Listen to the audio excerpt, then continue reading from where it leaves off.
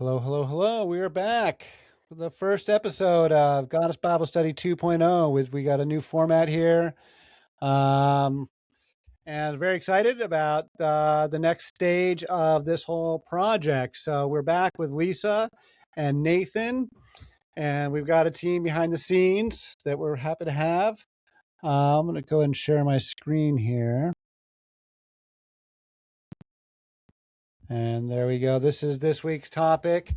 Lostgoddess.io is the website. EdwardDodge.substack.com. Reach out, goddessbiblestudy@gmail.com. And we are going to be continuing. So we are into a section now. We are going to be in the Book of Kings for some time, next bunch of weeks. There's a lot of material here. And the fun thing about this is that we are now into actual history with archaeological evidence and everything. First, I should stop and say, introduce Lisa and Nathan. Thank you so much for being here. And, we got the crew going. So we'll be seeing more of these guys. And, but yeah, I think we'll just jump right into it. So, the Book of Kings is, we're picking up the story at King Solomon's funeral, and we're going to run through the entire history of the First Temple and the ultimate destruction of the First Temple and the exile into Babylon. And this is not all today. This is over the next 6 weeks or more. It might be a while. It might even be more than 6 weeks to get through all of that. And this is going to trace a time period when the Israelites were still totally pagan. El and Yahweh, I'm arguing and I'm presenting as two separate gods entirely. That there's an entire pantheon of gods that are quite similar in certain respects and different in other from the Greek Olympian pantheon. So there's a lot to compare with the Greeks that are familiar to, Westerners, to Americans, but the Canaanite gods are not familiar to anybody because they were only recently discovered through archaeology. And so most of this information is understood to scholars of the Bible and scholars of the archaeology, but this stuff about the Canaanite gods has not gotten through to the general public at all. And so it's a very interesting conversation because I'm doing something different than the academics are doing. They are doing critical scholarship and they're deconstructing narratives. I'm taking all the pieces that they've deconstructed and I'm constructing a new narrative and I'm constructing a new story and sort of retelling these stories from a different perspective. And so we're going to be looking at the Book of Kings from the perspective of the goddesses and the queens and the priestesses that are being thrown out over the course of the First Temple. It's like a 400-year time period. So this battle goes on for quite a while, and it's a real culture war on the ground among the human beings. But there's, a spiritual battle going on as well up in the divine council. So this is going to be a lot of fun. I'm excited about this stuff. It's some of my favorite parts of the whole History of the Goddess journey was exactly this material. So we pick up the story with, as I was saying, so good kings, bad kings. We've got our AI art here. We've got King Rehoboam, who is the son of King Solomon, and then Jeroboam, who was a labor leader. And so after Solomon dies, Rehoboam becomes king. Jeroboam leads a revolt that ends up with the United Kingdom breaking up into the separate kingdoms of Israel and Judah, and which are historical places. So let's get into it. Any comments before I start reading? All right.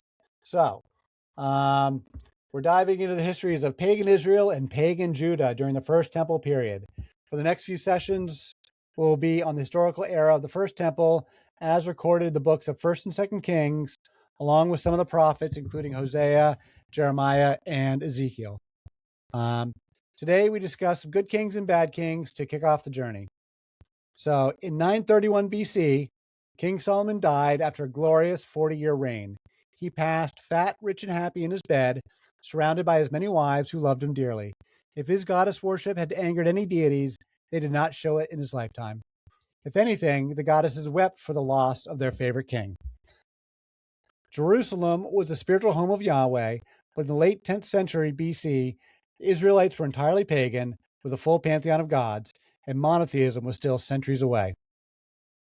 Yahweh was worshipped as part of the divine council, alongside the mother goddess Asherah, Astarte, whom they call Ashtoreth, and Anat. The Kadesha priestesses worked in the temple, and all of the Yahweh and his Asherah inscriptions that the archaeologists have found all date from this time period. We also have El as a separate god. So the God of the Bible is still two separate gods at this time period. We have El and Yahweh. So the biblical writers claim that Yahweh chastised Solomon for his worship of the goddesses and threatened to divide the kingdom of Israel. Yet the story itself does not illustrate such a story. It illustrates such a tale. As we will see, the stated reasons for the breakup had nothing to do with religion. All right, so now we're going to get into Bible quotes here. So this is 1 Kings 11. So Yahweh said to Solomon, "Since this is your attitude and you have not kept my covenant and my decrees, which I commanded you, I will most certainly tear the kingdom away from you and give it to one of your subordinates. Nevertheless, for the sake of David your father, I will not do it during your lifetime. I will tear it out of the hand of your son." Keep in mind, these stories are written centuries later. So these are all a lot of retroactive storytelling. So 1 Kings 11:33, "I will do this because they have forsaken me and worshipped Ashtoreth, the goddess of the Sidonians, Chemosh, the god of the Moabites, and Milcom, the god of the Ammonites, and have not walked in obedience to me, nor done what is right in my eyes, nor kept my decrees and laws, as David, Solomon's father, did." So now Ashtoreth, the goddess of the Sidonians, Sidon is a city that still exists today on the coast of Lebanon in Phoenicia, what was then the Phoenician cities. And that is where Queen Jezebel comes from, Sidon, and they worship Astarte there, but they call Astarte Ashtoreth, where the ETH means shame. Astarte is the love goddess. She's the goddess of love and war. She's the most popular deity in the land. She's like Ishtar. They call her Ashtoreth, and that means shameful Astarte, because they're slut shaming her because she's a sex goddess. And so they call her Ashtoreth consistently throughout the Bible. And it's a slander. They're slandering her. And that's a theme, though, that we will discuss. So Solomon's death and burial were recorded simply. It's back from the Bible, 1 Kings 12. "As for the other events of Solomon's reign, all he did and the wisdom he displayed, are they not written in the book of the Annals of Solomon? Solomon reigned in Jerusalem all over Israel 40 years. Then he rested with his ancestors and was buried in the city of David his father. And Rehoboam, his son, succeeded him as king." So Solomon is succeeded by his son Rehoboam, a famously bad king who inspired 10 of the 12 tribes to revolt and form the northern kingdom of Israel, leaving the smaller state of Judah with Jerusalem as its capital and the temple of Yahweh, which is today's Temple Mount.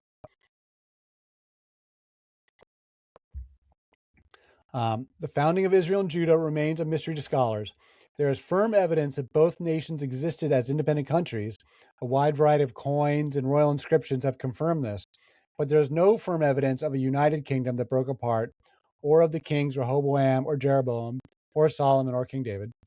All of the written evidence is from the 9th century forward. King Solomon lived in the 10th century BC, an illiterate time period before the new Hebrew written language was invented. We do know that there was a Jeroboam II, who was a highly successful king of Israel in the 8th century BC. Egypt was still recording hieroglyphics on monuments, but the relevant records are damaged, as we will see below. So Jeroboam was a work supervisor under King Solomon and had objected to the heavy labor demanded of the workers. Solomon forced him into exile, and Jeroboam returned when Rehoboam was crowned and attempted to mend fences with the new king. So 1 Kings 11:40, Solomon tried to kill Jeroboam, but Jeroboam fled to Egypt to Shishak the king and stayed there until Solomon's death. The breakup of the kingdom was at its core a labor dispute, a workers' revolt against a bad king.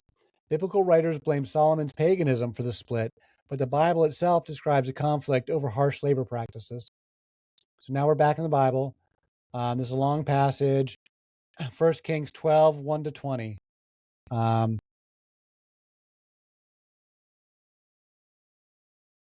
Rehoboam went to Shechem, for all of Israel had gone there to make him king.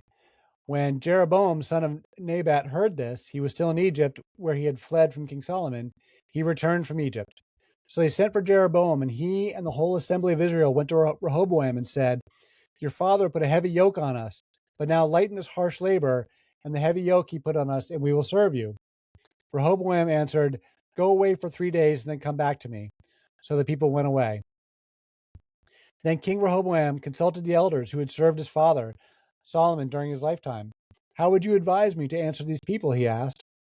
They replied, If today you will be a servant to these people and serve them and give them a favorable answer, they will always be your servants."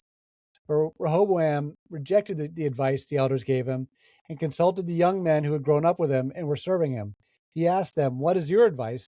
How should we answer these people who say to me, 'Lighten the yoke your father put on us'?" The young men who had grown up with him replied, "These people have said to you, 'Your father put a heavy yoke on us, but make our yoke lighter.' Now tell them, 'My little finger is thicker than my father's waist. My father laid on you with a heavy yoke.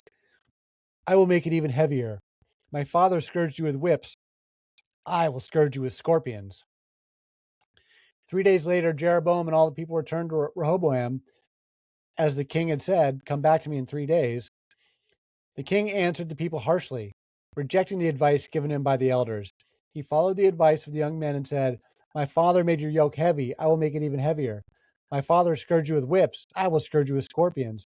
So the king did not listen to the people, for this turn of events was from Yahweh to fulfill the word Yahweh had spoken to Jeroboam, son of Nebat, through Ahijah the Shilonite. When all of Israel saw that the king refused to listen to them, they answered the king, "What share do we have in David? What part in Jesse's son? To your tents, Israel. Look after your own house, David." So the Israelites went home. But as for the Israelites who were living in the towns of Judah, Rehoboam still ruled over them. King Rehoboam sent out Adoniram, who was in charge of forced labor, but all of Israel stoned him to death. King Rehoboam however, managed to get into his chariot and escape to Jerusalem. So Israel has been in rebellion against the house of David to this day. When all the Israelites heard that Jeroboam had returned, they sent and called him to assembly and made him king over all Israel. Only the tribe of Judah remained loyal to the house of David. Hold on, I think I got a message from Joshua. I have a question. All right. So actually, first, I'm just going to make one comment about young men. Yeah.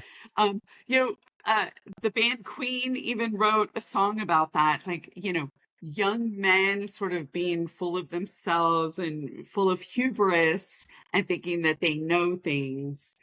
So I just think it's interesting that he decided to go with what the young man said as opposed to the elders, which is really something that's seems like it's happening in our own society currently.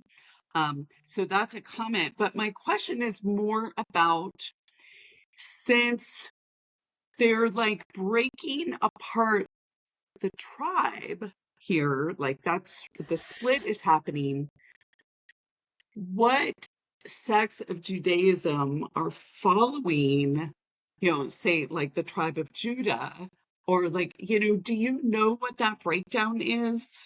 Oh, that's the next passage. We will tie exactly what their religious practices are. That's what we're getting into. But Yeah, like who's following, like, but even to this day is the, because you said to this day there's still the split. So like to this day, who's following which tribe, which son of David, or yeah. yeah. And ultimately, you get the Samaritans later on, who are just a different branch of Jews, but for some reason they don't get along with each other. There's some difference between them. But ultimately, this is going to be about the following Yahweh versus following Baal. And so that's what it's going to boil down to. But back to your first initial point about the young men, your point's well taken. And then the way I imagine this is that like this insecure young guy who's been hearing about his father all of his life and how awesome his father is and how glorious his father is and how wise and all this stuff. And so Rehoboam's like this insecure guy, eager to prove himself, eager to like go his own way, even if it's wrong kind of thing, and just prove that he's going to like be in charge now. And he's going to make a decision just for the sake of making a decision. And it comes out of insecurity more than, obviously it's not a wise decision, but I imagine him as like this vain, spoiled kind of kid. That's how I see it. That's how I was reading it in my mind. You have to laugh because like his little finger being thicker than his father's neck or whatever it was Father's that he waist, said, yeah. waist. It's like the equivalent of, well, I have the bigger truck with the bigger wheels and the louder muffler, Right, right. or like Totally. whatever the bigger, better thing is. Yeah, I just think it's funny. All right, so now we'll get into The what they were. mocking as well of two kingdoms is interesting because that carried on all the way to Jesus' time. The mocking of the north and south not liking each other, mocking each other for their dialects, even with the Jewish people wrestling with God. And you see here that they're against the house of David, so they're wrestling with their own Messiah figure, which I also find very interesting. Yeah, the more I've learned about Jewish history, the more I realize like that they were not. Monotheism was a hard sell even inside of the Jewish community. It took them a long time before they became the Jews as we know them. Really, it's not until the Hasmonean kingdom, like in Roman times, that they become the Jews as we know them. They were fighting over this stuff and fighting over their internal paganism for like well into the Second Temple period, is what I've come to understand. And that you don't even need the archaeology to see that they're pagan all the way through into the exile. As we'll see, the biblical text alone makes it very clear that every single king in the northern kingdom is bad. The biblical writers describe them as all as bad. And when they say they're bad, it means they're pagan. And there's only like two or three that are good, and they're all from Judah. Um, and all the other ones are bad. It's like they're almost all pagan kings. Um, Almost the entire lot of them, with just a couple of exceptions. And you don't even need the archaeology for that. You can just read the Bible itself and just read it from a more discerning perspective than the way we're taught. And it's like, like, because I remember reading this stuff in Sunday school as a kid and then coming back to it as an adult with a different eye and not reading it the way I was taught to read it. Um, it's just radically different. And which is why I'm excited to get into these stories and present them from this pagan perspective and present them from the perspective of El and Yahweh as two separate gods, because it just changes the whole thing. And but it does reconcile the history and what we know now from the archaeology. Um, and then you can also see that how the development of monotheism is a subtraction of the mother goddess. That you don't arrive at monotheism without this exercise in cutting her out. And then monotheism, as a result, is only describing half the cosmos. It's not describing a holistic picture of the entire universe because it's cut half of it out. It's cut the mother out. The cycle of life, nature, the material world is all not sacred anymore in a monotheistic sense. But that's silly. You're absolutely correct too. Also, the Dead Sea Scrolls will also point out how correct you are. The diversity of Judaism, the pagan elements, also Yahweh being a lesser god, and you still have El being the supreme one. And also, we have different periods written on those Dead Sea Scrolls. Some of those rabbis that were amongst the Essenes were even anti-Hamassean, but others were supporting the Hamasseans. So it's very interesting. So all this diversity is crazy. So it takes people like you, Edward, to also bring this up for people to question themselves and to look deeper into themselves as well. And it can also be ways to increase your own faith. It doesn't always have to point you towards elsewhere. Faith can be whatever you make of it. So, I agree entirely. I don't think this has to lead you to atheism at all. Like I think this discerning reading for me has only made like putting the mother back in the equation has made God make sense. Because monotheism never made sense. It doesn't make sense. That's why so many people don't believe it. Like they claim this omnipotent God, and yet people are like, I don't believe it. It's not self-evidently true. And to me, that alone is all the data I need that it's not a true argument. Because if God was omnipotent the way they claim, then it would be self-evidently true and there'd be nothing to dispute. But lots of people dispute it. Lots of people don't believe it. But we're left with this sort of like, mystery and like, it doesn't make sense. And then you put the mother back in the equation. And at least for me, it makes sense of God because now I realize God's not omnipotent. And that's always been a bogus claim. And there are limits on God. And God does have a partner. And there is a countervailing force that works together in balance. And that just as you have a mind and body, we all have a mind and body, a body you can touch and a mind you can't touch, so too does the entire cosmos has mind and body. And the entire cosmos is made up of mind and body. And the spiritual realm is totally real because the universe is overflowing with consciousness. And the material world has its own power because it's inherently circular and it's inherently the cycle of life and the cycle of creation and destruction. So everything that God creates ultimately is subject to destruction, which is a countervailing force by definition, which means the omnipotent God is not a true claim. Because if there was an omnipotent God, then we would have evidence of something that was created but not destroyed. But we don't have evidence of that. All the evidence is that everything that is created is ultimately destroyed, and destruction is its own force of the cosmos, and that means monotheism is just not true. Doesn't mean God's not real. God is totally real. Like, this has helped me make sense of God because I understand there are limits on it, and I'm not being asked to believe something that fundamentally doesn't make sense, i.e. monotheism. But polytheism does make sense. Like the Hindus, like they do make sense. Once you get over as a Westerner, there's a big hurdle to understanding what the Hindus are talking about.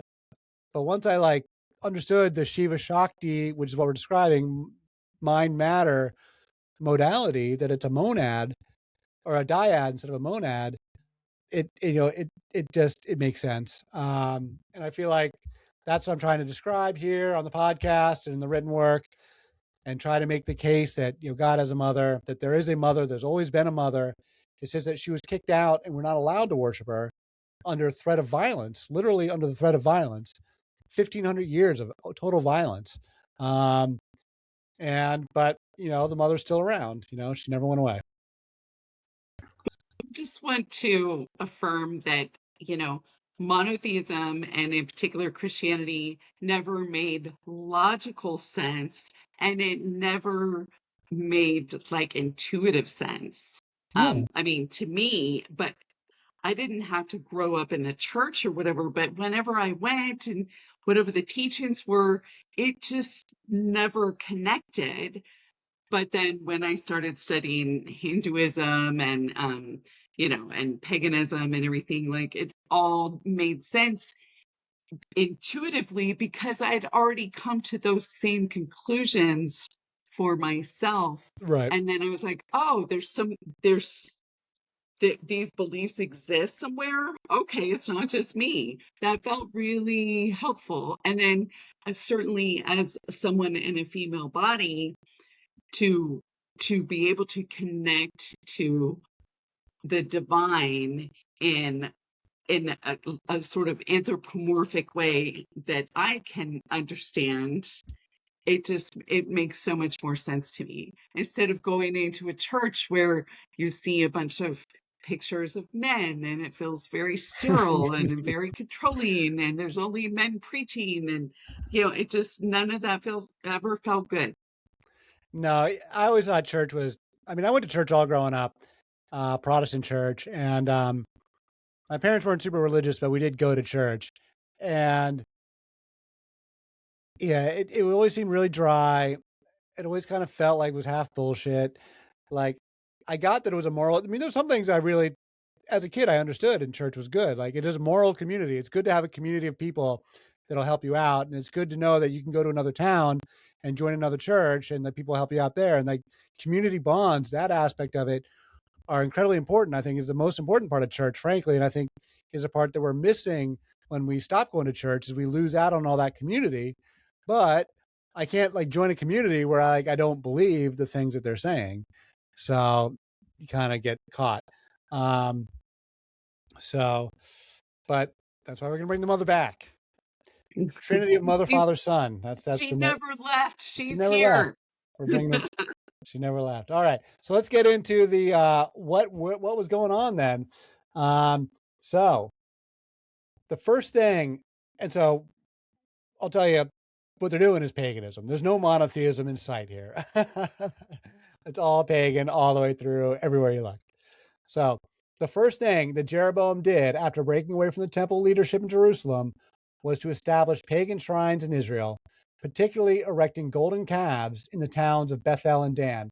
And if you remember your story of Moses and Aaron in the Exodus, they build the golden calf, and Moses is outraged, and Yahweh's outraged, and the golden calf's like a really big deal in the Moses story. Well, they went and built two big ones. And the golden calves speak primarily to the the split with the agriculture, right? Like the shepherds Well, the bull is versus specifically the symbol of the bull of heaven and of the heavenly Father. So it specifically Mhm. goes with the Father. Yes, you have a farmer shepherding. There's a farmer shepherd conflict for sure. The right. farmers being the goddess worshippers, and the shepherds being the matriarchal goddess worshippers are the farmers with the plants, and the shepherds are the patriarchal warrior kings who come in and take power. And that's a theme all the way through Mesopotamia, where you have the shepherd kings imposing themselves over top of the peasant farmers. Um, and so that is a theme that underlies all of this stuff. Cain and Abel is a farmer shepherd motif, a farmer shepherd rivalry. But what we need to worry about here, what's more specific to this passage of the story, is that the golden calf and the bulls in general are symbols of El, the Sky Father, and of Baal. So that's what's really relevant in this passage, is that it's about Baal and El, and Yahweh doesn't like Baal. So Yahweh's fighting with Baal, and that's the heart of the conflict that we're concerned with right now. And so Thank it's the you. Baal worshipers that are putting up the golden calves. Thank you. And those golden calves would remain all the way through the entire history of Israel for the next 200 years. Because they mention them again multiple times. And the town of Bethel, I will mention this. Bethel was a rival worship center to Jerusalem Center. The town of Bethel is still there. And you see the name Bethel like on churches and temples. It's really common. It means house of El. So it's about El, right? Bethel, house of El. So it's a rival Yes. worship center to Jerusalem's temple, and they did not like each other. Bethel represented the old traditions of El and Baal, and it is the home to the altar built by Jacob that reads El Eloi Israel. El is the God of Israel.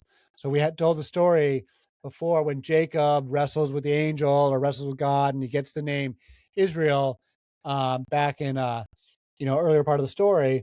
The first thing he does is go to the town of Bethel and build this altar, and he writes the words El Eloi Israel, and that's even in the English text of the Bible. It says El Eloi Israel. That's not even like digging into the Hebrew translations. The English translations write that, and it means El is the God of Israel, not Yahweh. If Yahweh was the God of Israel, it would have been Israel, not Israel. That's why they're the Israelites, and they'd been worshiping El for a very long time, all the way back to all the way going back to Abraham, because Abraham gets his anointment from the priest named Melchizedek, who was a priest of El Elyon. And that's where they're following El from the beginning. They're not following Yahweh from the beginning. Yahweh comes along much later in the story with Moses and the Bronze Age collapse. Yahweh is a young God. El and Baal, these are old Bronze Age gods. Yahweh is an Iron Age God. We're at the beginning of the Iron Age here because we just emerged out of the Bronze Age collapse. And that's what happens with illiteracy. The illiterate time period is part of the Bronze Age collapse. And as we get into the 9th century forward, we've emerged out of the Bronze Age collapse. We are now in the Iron Age, new Iron Age kings, new Iron Age kingdoms, and new Iron Age gods. And so both the Greek Olympian gods of Zeus are Iron Age gods, and Yahweh is young Iron Age gods. And so the Greeks also talk about how they overthrew their old gods to institute a new cosmic order. It's totally contemporary to Yahweh. They're like across the water from one another, having the exact same culture wars and reordering the cosmos around their new patriarchal order. The Hebrew word for God is also El, and which is interesting because the demons in the New Testament call Jesus son of El Elyon, which is very interesting. Well, right. And that's when we get into the Gnostics, we'll talk about, is Jesus the Son of God, or is Yahweh the Son of God, or are Jesus and Yahweh both the sons of God? What's really going on here? If it's all monotheism, then Jesus and Yahweh and El all get confounded together, but that's very confusing and it doesn't make any sense. But if you look at it from a polytheistic perspective, you can see that Jesus and Yahweh are both rival sons of El, being rivals for who should be all the way at the top. And I think we all prefer Jesus over Yahweh. Everybody in this crew here. So the northern kingdom of Israel was pagan throughout its entire 210-year history. Israel originally worshipped Baal as king of the gods, but the competitive Yahweh cult made inroads, competing for kingship. But either way, Israel was always polytheistic. So even when Yahweh did supplant Baal, eventually it's still polytheistic Yahweh. King Jeroboam built high places, new altars, and instituted new festivals to create political allegiance to his new kingdom, pulling the people away from Jerusalem. All right, so this is another long. All right, 1 Kings 12, 25 to 33. Talking about Jeroboam here. Jeroboam thought to himself, so this is a Bible quote, the kingdom will now likely revert to the house of David. If these people go up to offer sacrifice to the temple of Yahweh in Jerusalem, they will again give their allegiance to their lord, Rehoboam, king of Judah. They will kill me and return to King Rehoboam. After seeking advice, the king made 2 golden calves. He said to the people, it is too much for you to go up to Jerusalem. Here are your gods, Israel, who brought you up out of Egypt. One he set up in Bethel, and the other he set up in Dan. And this thing became a sin. The people came to worship the one at Bethel and went as far away as Dan to worship the other. Jeroboam built shrines on high places and appointed priests from all sorts of people, even though they were not Levites. The Levites are the guys who wrote the Bible. So they want one God, one king, one priesthood. And they just want to monopolize the priesthood for themselves. That's why you got the book of Leviticus. It's the Levitical priesthood that want to monopolize power. So they object to any other priest being named from outside of that's not on their team. He instituted a festival on the 15th day of the 8th month, like the festival held in Judah, and offered sacrifices on the altar. This he did in Bethel, sacrificing to the calves that he had made. And at Bethel he also installed priests at the high places he had made. On the 15th day of the 8th month, a month of his own choosing, he offered sacrifices on the altar he had built at Bethel. So he instituted the festival for the Israelites and went up to the altar to make offerings. Jeroboam erected Asherah poles across the land and appointed priests from among the common people. This did not please the biblical writers. The Asherah poles, of course, being the totem poles, the wooden totem poles that represent the mother goddess Asherah. So 1 Kings 13, 33 and 34. Even after this, Jeroboam did not change his evil ways, but once more appointed priests for the high places from all sorts of people. Anyone who wanted to become a priest, he consecrated for the high places. This was the sin of the house of Jeroboam that led to its downfall and to its destruction from the face of the earth. Generations later.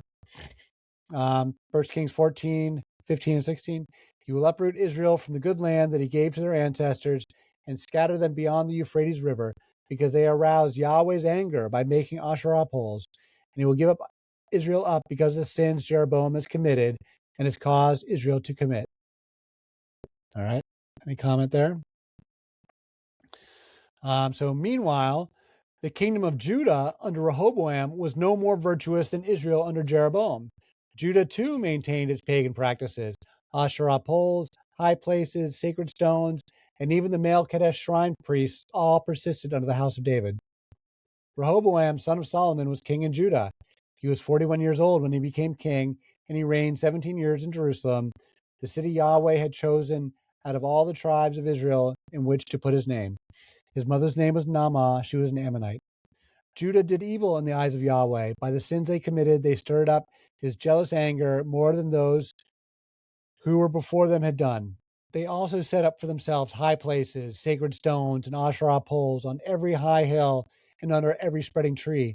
There were even male Kadesh shrine prostitutes in the land.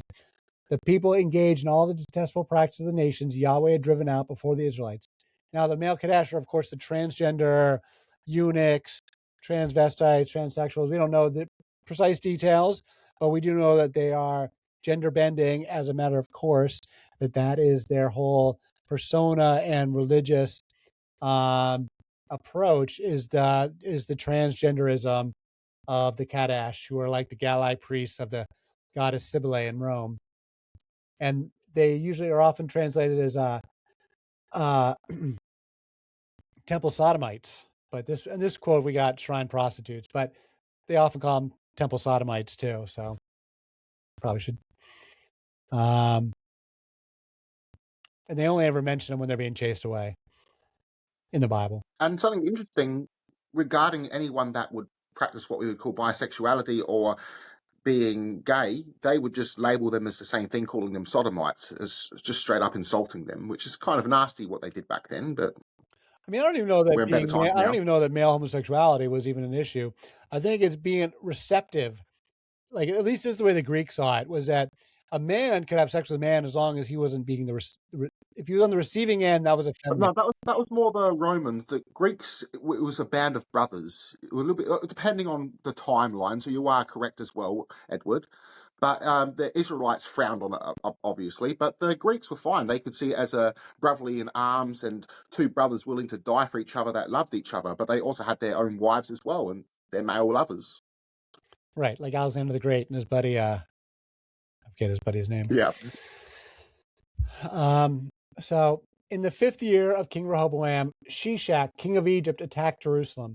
He carried off the treasures of the temple of Yahweh and the treasures of the royal palace. He took everything, including all the gold shields Solomon had made. So King Rehoboam made bronze shields to replace them and assigned these to the commanders of the guard on duty at the entrance to the royal palace. Whenever the king went to Yahweh's temple, the guards bore the shields, and afterwards they returned them to the guard room.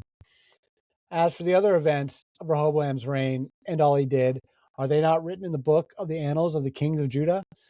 There was continual warfare between Rehoboam and Jeroboam, and Rehoboam rested with his ancestors and was buried with them in the city of David. That's 1 Kings 14, 21 to 31. All right, so this part's important with Pharaoh Shishak. So when it says he took everything, this implies the Ark of the Covenant, or at least this is what people debate. Did he take the Ark of the Covenant? And if not, was the Ark of the Covenant hidden? Or was the Ark of the Covenant already gone to Egypt with Menelik in the story that to Ethiopia, I mean, that the Ethiopians tell, the Coptics tell the story that Menelik, Rehoboam's brother, had already taken. We talked about this in a previous episode of Goddess Bible Study if people want to see it. The one legend is that the Ark of the Covenant was already gone, and it's safely resting today in the town of Axum, and it's been safe all along. Other people like Indiana Jones and the Protestants, they don't give credit to any of those Africans that they might have the Ark of the Covenant. So when Indiana Jones gets made, comes along, everybody thinks the Ark of the Covenant is still hiding or hidden somewhere underneath the Temple Mount, or people have speculated on a million different places where the Ark of the Covenant might be. But down in Ethiopia, they're like, we've got it. You can come see it. Like, tourists can come see it, or at least see the building it's housed in. You can't see the Ark itself. But so I thought that was a funny thing when I learned it, that after growing up with Indiana Jones and the idea that the Ark of the Covenant is like some lost thing, and then learning as totally as like an adult in my 40s that the Ark of the Covenant is like there in Ethiopia and it's like not hidden at all. Make of that what you will. What does that say about white Protestant culture? Anyway, Pharaoh Shishak, who they call Sheshonk the First, is a real historical figure. The Bible says Shishak attacked Jerusalem and plundered the wealth from the temple, which may perhaps be a convenient cover for the fact that never was any such wealth in the first place. That's the other thing. This is where we don't have any evidence of King Solomon's wealth. According to the Bible, it was all stolen. There's no evidence from archaeology of a rich King Solomon. But we do have evidence that Shishak really did attack Canaan in 925 BC. His victory stele, recorded on the Bubastite portal at the Temple of Karnak, details his military conquests across Canaan. The portal mentions many towns that were sacked, but does not mention Jerusalem. Many scholars believe that this is evidence that Shishak did not sack Jerusalem at all because there was nothing of value there. But I don't share that interpretation because the stele is fractured and the location where Jerusalem would appear has been rubbed away. So it remains an enigma. If Jerusalem was clearly mentioned, it would help resolve the mystery of King Solomon and the United Kingdom of Israel. Egyptian hieroglyphics were rare in this period, used only on royal monuments, not for day-to-day texts and letters. So what survives is precious, and what is missing is maddening. So we showed this on a previous episode, but here it is again. This is the Bubastite stele, and you see all the hieroglyphics here. Oh, no, sorry. You can see all these hieroglyphics all up in here and over here, but big sections are blank. Like maybe at least a third of it or 40% of it is completely blank. And the sections where people figure they would have been talking about Jerusalem are like down here, I think, on the bottom right, but I'm not entirely sure. But this big blank section where they're clearly used to be writing is where Jerusalem would have been mentioned. And if there was any gold there, that's where the record would have been, but not available to us now. So isn't that funny? Yeah, this whole bottom section's all missing. It really makes you wonder because it looks so deliberate, right? It looks very deliberate. It Well, this really has all makes been you wonder. restored. This has all been restored. Like it was all knocked down, and now this is like the modern, Okay. what you see today. If you go to Egypt But today, still, doesn't it seem like, I don't know, like that it kind of looks deliberate oh, it in might have some been. Oh, ways it might have. I mean, the too? Christians absolutely were quite deliberate at erasing records, and the Muslims too. So, That's what I'm saying. Like, yeah, of yeah, course you know, they've been trying to erase history for the beginning of like this religion, right? They've been, exactly. Yahweh comes along and you can't have this and that, and like they've been rewriting history, they've been pushing the goddess out. They don't want evidence that's contrary to the narrative that they've created, like the mythology that they're weaving, you know. So, I agree with you, Lee, on this one. yeah, no, I agree with you entirely. No, it's been very deliberate rewriting of history. I mean, the whole Bible is an exercise in writing a fresh history that is totally propaganda. Um, that where they're deliberately retelling ancient history to present their perspective and their propagandistic perspective. So that's all I've got prepared for tonight. We can keep chatting, of course. Next on Time and Goddess Bible Study, we're going to continue the Book of Kings. We will detail the fall of the three queen mothers, Maacah, Jezebel, and her daughter Athaliah. I think this is important that there are three queen mothers. Jezebel is the most famous one, but there are these other two that are also overthrown. And I don't think it's a mistake or a coincidence that it's three queen mothers being deposed because they all are worshippers of Asherah. And so I think it's very much a part of the whole theological battle. And so we'll also have the famous Battle of the Prophets on Mount Carmel and the palace coup by Jehu, who then committed a series of mass murders, kills Jezebel, and desecrates the temple of Baal. Queen Jezebel of Israel is, of course, the Bible's most famous villain and its most reviled woman. Her name alone has become a byword for wickedness, manipulation, and dangerous sexuality, and an image that has endured for 3,000 years. But from her perspective, she was behaving honorably and defending her traditions against dangerous revolutionaries. So we will get to learn more about Jezebel next week. Probably for the next 2 weeks, we'll talk about Jezebel and the related stories. So unless anyone wants to see any quotes, I'm going to take the screen down. There we go. There's something interesting regarding the calf, the golden calf or golden cow. Moses didn't like that, but he was all fine with the serpent pole, and the serpent is also associated with the Asherah, so was lions. So I kind of find it interesting as well. Also, we also found archaeological evidence of little Asherah statues or figurines inside people's homes for protection, divine protection, also for fertility, for love. And so much goddess stuff has been taken out and swapped into a masculine concept, history, instead of her story. Yeah, no, we'll get into all that material of the archaeology because now we're into the time period where the archaeology is coming from. The richest bits of archaeology are going to be in this time period we're talking about now, and in the coming weeks. And so we'll get into these Yahweh and his Asherah inscriptions, and we'll talk about the Tel Dan or Tel Arad temple that they dug up that has a Yahweh and Asherah sacred stones next to each other. And yeah, all the people had in this time period that little goddess figurines were very common in the households. All the evidence points towards than being completely pagan in this time period and for the next 500 years, really.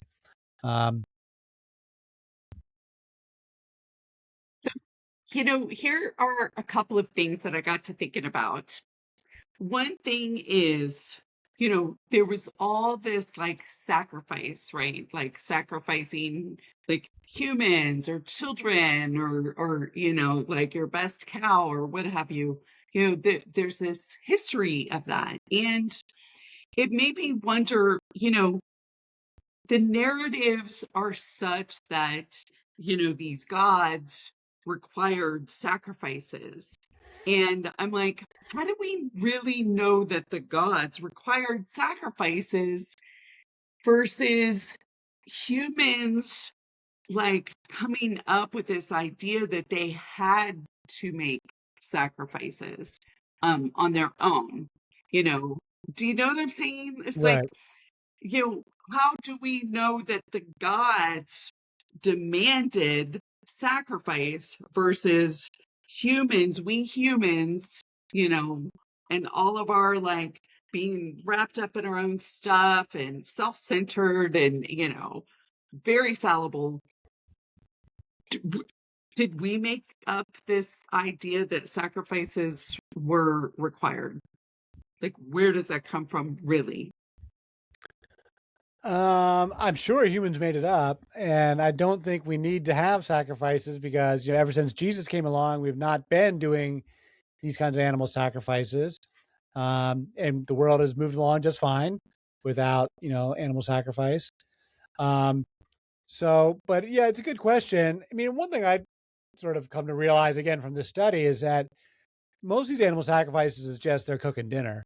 I mean, the people eat the food. It's not like they kill these animals and then it's wasted. It's like the smoke is going up to the gods and they're making a big barbecue and everybody eats. So it's not like it's a ritualized, picnic. Um, and I'm sure there's some animals, obviously they don't eat the babies when they do human sacrifice, and maybe there's some animals that don't get eaten that truly are burned up completely for the gods. But I think that, the vast majority of what they're quote unquote sacrificing is just a barbecue for lunch and everyone just eats it. So I don't think it's a big sacrifice really, it's like they're just ritualizing cooking some meat. Um, so a lot of it just becomes very They mundane. offer, I mean, they would kill the animal in a ritual setting, Yeah. and the blood was important. I know, those kinds of things. And certainly if they were doing a human sacrifice, they weren't going to, well, I mean, unless they were cannibals, they weren't going to eat the human sacrifice, Right. right? Um, Afterwards. But I just really do think, for the sake of argument, that it's not that those, say, older gods were, you know, bad or evil or anything, because it wasn't necessarily that the gods were making these demands for sacrifice. It was that we humans thought back then that we had to make sacrifices to the gods in order to appease them, kind of a sort of like a payment or a tax, if you will, or to gain favor. Yeah, no, they absolutely were trying to gain favor. There's no question about that. Um, that is very clear from like the Mesopotamian literature that they're trying to win the approval of the gods. The gods will smile upon them, so the gods will not strike them down. It's like, please let me, make it through this day, through this year. Please, here's this gift, here's this sacrifice. Um, Absolutely, they're trying to win the favor of the gods. And I mean, I do think that there's a real intellectual development of religion as you trace over time from a much more raw, visceral, less intellectual form in the most ancient times, and that it's clearly gotten more intellectual over the last 5,000 years. Um, and it is moved away from nature into a much more esoteric space. I don't think that means nature goes away. And in fact, I think in the 21st century, we can have a much more sophisticated relationship with nature than people had thousands of years ago. Um, So yeah, I think it's a much more. I think the people like relationship with the gods was much more raw back then, and they lived much closer to their own demise on any given day. There was not as much. The veil was much thinner, if you will, between life and death, and between the spirit world and the material world for those folks. Definitely. We also have ritual human sacrifice too, as well, like with the eating of flesh to empower one over their enemies as well. So I think a lot of this does definitely come from humans, from a primitive ancient life, basically, on those ancient times, carried on, then became more sophisticated. I 100% agree with that. I think evidence is also there. The thought of not sacrificing as well was moving on to the concept of a god that's unknowable, or gods that are unknowable, or somehow entwined with the spiritual and physical realm, but beyond our understanding. And I think that kind of links into that sort of theology of rejection of sacrifice.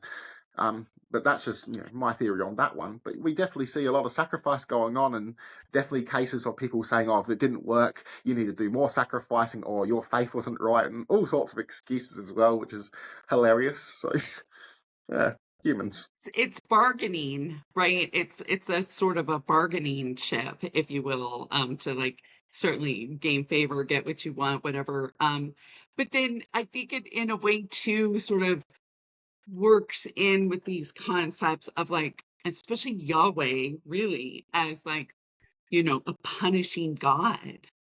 Like if anybody is, in the God realm is like very, hard and harsh, it's Yahweh. He's not the only one, as we will see. I think, but yeah, I think it's a pretty rough time period, to be honest with you. I think this early Mhm. Iron Age is a pretty brutal time period. As we see through the Book of Kings, every king that ascends is like through murder. Like, or not all. I mean, some of them are born into it, but so many of them, murder their way to the throne. When we talk about Jehu in the next episode, or 2 episodes down, I mean, he doesn't just kill Jezebel, he kills Jezebel's entire family. He kills the royal families in both Israel and Judah, and wipes out like mass murder. And he's going to go, and Jehu is a Yahweh follower. Jehu is a Yahweh name. It's a Yah name. And so he invites all the people to the temple of Baal, saying, "I'm your new king. We're going to have a ritual at the temple of Baal," but then locks the doors and burns the whole temple down and kills everybody inside the temple.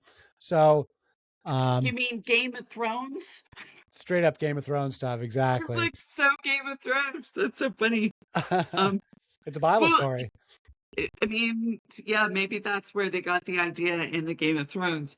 But here's another thing that ties in with all of this and what I was saying earlier. It's like, okay, here are millions and millions of people over thousands of years, devoted to these monotheistic ideas of God and deity.